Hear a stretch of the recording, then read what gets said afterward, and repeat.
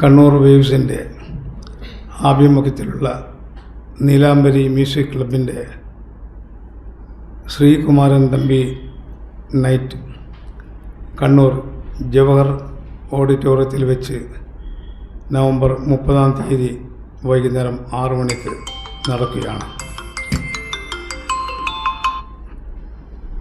പ്രസ്തുത ചടങ്ങിൽ വെച്ച് ശ്രീകുമാരൻ തമ്പിയുടെ പാട്ടുകൾ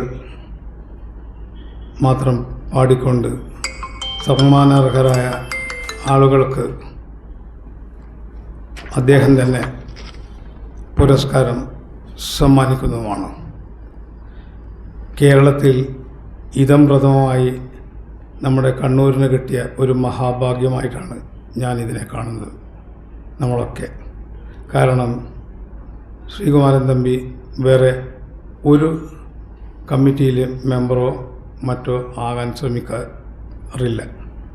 അതുപോലെ തന്നെ നമ്മുടെ ഇപ്പോഴത്തെ ദേവസ്വം പ്രസിഡന്റ് ശ്രീ കെ ജയകുമാർ, ശ്രീകുമാരൻ തമ്പി എന്നിവരൊക്കെയാണ് നമ്മുടെ രക്ഷാധികാരിയും. ഇങ്ങനെയുള്ള ഒരു മ്യൂസിക്കൽ ക്ലബ്ബ് കേരളത്തിൽ കണ്ണൂരിലെ നീലാംബരി മാത്രമാണ് എന്നും കൂടി ഞാൻ അഭിമാനത്തോടെ പറഞ്ഞുകൊള്ളട്ടെ. അതോടനുബന്ധിച്ച്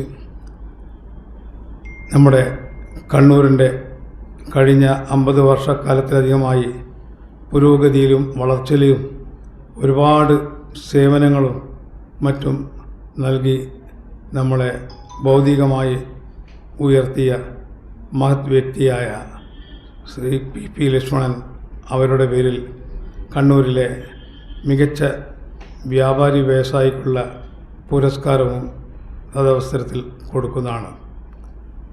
ആ വ്യവസായിക്കുള്ള പുരസ്കാരത്തിന് അർഹനായിട്ടുള്ളത് കണ്ണൂരിലെ കേരളത്തിലെയും മറ്റു വിവിധ മേഖലകളിൽ വ്യാപാര ബന്ധങ്ങളുള്ള കണ്ണൂർ കെ ബിൽഡേഴ്സിൻ്റെ ചെയർമാനും ആയ ശ്രീ കെ മോഹൻദാസ് അവർകൾ ആണ്. മോഹൻദാസ് അവർകൾക്ക് ശ്രീകുമാരൻ തമ്പി കണ്ണൂരിലെ മികച്ച വ്യാപാരികളുള്ള പുരസ്കാരവും സമ്മാനിക്കുന്നതാണ്.